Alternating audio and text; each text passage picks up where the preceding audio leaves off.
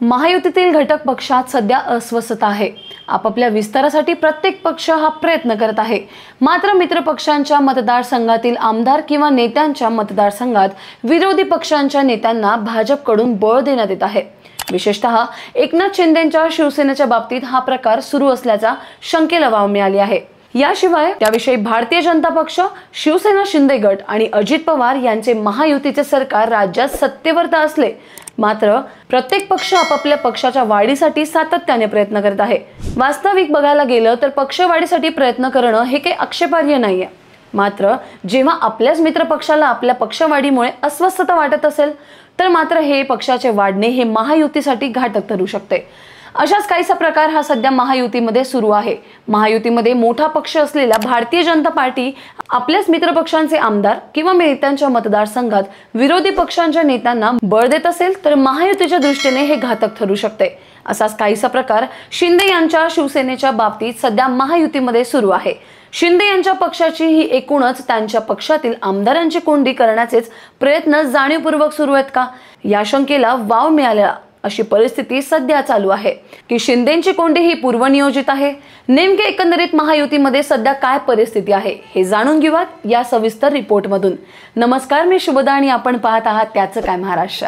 अजित पवार यांचे काही मंत्री वादात सापडले आहेत। मात्र अजित पवार यांनी धनंजय मुंडेंच्या विरोधात सुरू असलेला जनभोक्ष लक्षात घेऊन त्यांच्याकडून राजीनामा घेतला। मुंडे यांचे प्रकरण तापवण्यात भाजपच्याच आमदार सुरेश धस यांचा हात होता।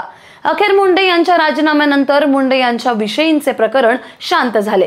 त्यानंतर वादग्रस्त वक्तव्ये आणि सभागृहात ऑनलाईन पत्त्यांचा डाव मांडल्याने या वादात सापडलेले माणिकराव कोकाटे यांच्या खात्यात बदल करून अजित पवार यांनी शिताफीने हाही डाव उलटवून लावला। मात्र एकनाथ शिंदेंच्या बाबतीत हे असे होताना दिसत नाहीये।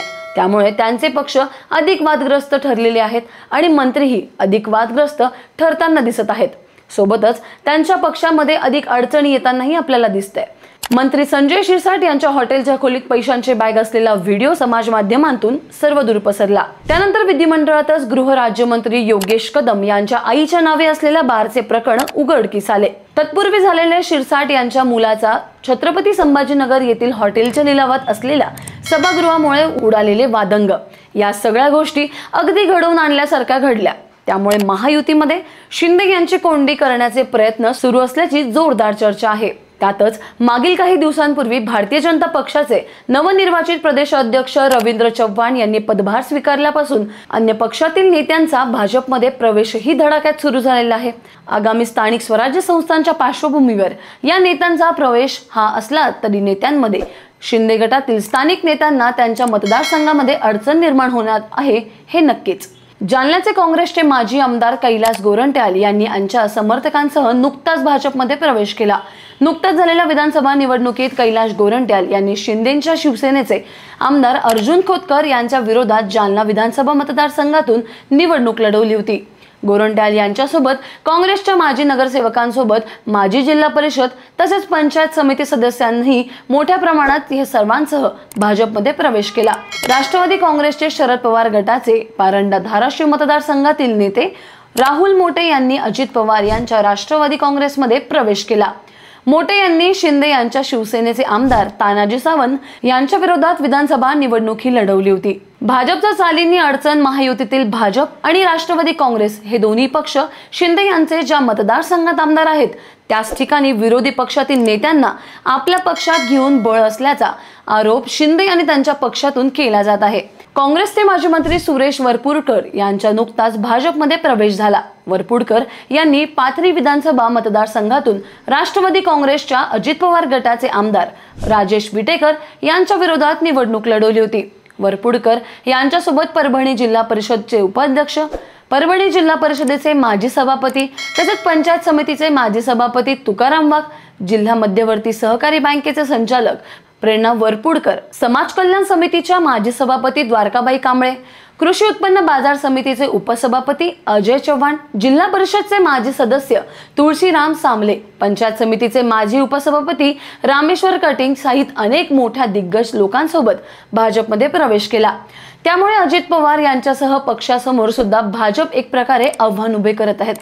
मात्र सध्या भाजपच्या एकूण चाली या एकनाथ शिंदे यांनाच कोंडीत पाडणाऱ्या आहेत।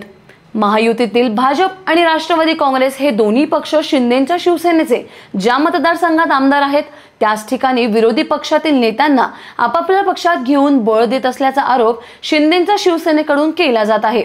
दुसरीकडे एकनाथ शिंदे यांनी मुंबई महानगरपालिकेवर लक्ष केंद्रित केल्याचे दिसून येत आहे। मागील निवडणुकीत निवडून आलेले उद्धव ठाकरे यांच्या शिवसेनेतील अनेक नगरसेवक हे शिंदे यांच्या सोबत आलेत। त्यानंतरही त्यांनी नगरसेवक आपल्या सोबत आणण्याचा धडाका हा सुरूच ठेवला। अन्य पक्षातील माजी नगरसेवक सुद्धा त्यांनी आपल्या सोबत घेऊन आलेत। मात्र या सगळ्यांचा मुंबई महानगरपालिकेच्या निवडणुकीत कितपत फायदा होईल याचं दृश्य आता परिणामकारक होणार आहे। केवळ नगरसेवक आपल्या पक्षात घेतात, या पक्षाचा तळागाळातील कार्यकर्ता कुठे आहे याचेही भान असायला हवे। अन्यथा केवळ नेते पक्षातच आले तर कार्यकर्ते मूळ पक्षांमध्येच राहतील, तर महानगरपालिका निवडणुकांमध्ये त्याचा विशेष फायदा हा होणार नाही। मुंबई महानगरपालिकेचे जवळपास 124 माजी नगरसेवक हे शिंदे यांनी आपल्याकडे घेण्यात यश मिळवलेत। ही गोष्ट वाखडण्यासारखी असली तरीही आगामी स्थानिक स्वराज्य संस्थांच्या निवडणुकीत हे माजी नगरसेवक कशी कामगिरी करतात हे निवडणुकीच्या यशात महत्त्वाचे ठरणार आहे। शिंदे यांनी मुंबई आणि ठाणे येथील अनेक माजी नगरसेवक आपल्या पक्षात घेतल्याने विरोधी पक्षातील नव्या नेतृत्वाला संधी मिळणार आहे।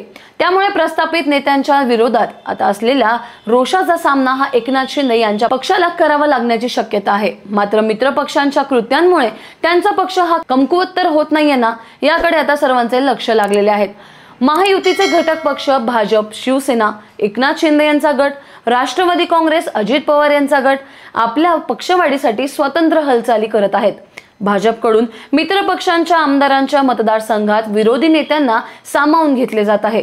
त्यामुळे शिंदे गटाच्या आमदारांचीही कोंडी होत असल्याचा आरोप केला जातोय। शिंदे गटातील मागील काळात समोर आलेले प्रकरण म्हणजे संजय शिरसाट यांच्या खोलीमध्ये पैशांची बॅग असलेला हा व्हिडिओ व्हायरल झाला होता। योगेश कदम यांच्या आईंच्या नावावर असलेल्या मद्यालयाच्या मुद्द्यावरून विधिमंडळात चर्चेत गेला होता। त्यापाठोपाठ आता शिरसाट यांचा मुलगा हॉटेल लिलावात सहभागी असल्याचा वादही समोर आला होता। हे सर्व काही पूर्वनियोजित राजकारण आहे का की डावपेचाचा हा संशय आता समोर येताना दिसतोय। इतर पक्षीय नेत्यांचा भाजपमध्ये होणारा पक्षप्रवेश आणि आगामी काळात अनेक मंत्र्यांचे समोर येणारे प्रकरण, त्यामुळे येत्या काळात हा शिंदे गटाला अडचणीचा विषय हा ठरू शकतो। शिंदेची वाढती अडचण पाहता मुंबई महानगरपालिकेवर शिंदेचं असलेलं लक्ष हे लक्ष्यप्राप्ती देईल का हा प्रश्न आता उपस्थित होतोय। सोबतच त्यांच्यासोबत स्थानिक संघटना, कार्यकर्ता पातळीवर पुन्हा एकदा नवे बळ मिळण्याचे आव्हान त्यांच्या समोर आहे। एकंदरीत परिस्थिती पाहता भाजप व अजित पवार गट आता यांच्याकडून शिंदे गटाला कमकुवत करण्याचा प्रयत्न होतोय का? आता हे प्रश्नांची उत्तरं येत्या काळात पाहणं हे महत्त्वाचं ठरणार आहे। एकंदरीत या राजकीय घडामोडींबद्दल तुम्हाला काय वाटतं हे आम्हाला कमेंटमध्ये नक्की कळवा। बाकी राजकीय आखाड्यात आपली नजर ही कायमच असणार आहे, तेव्हा कुठेही जाऊ नका, पाहत रहा, सबस्क्राईब करा। त्याचं काय महाराष्ट्र।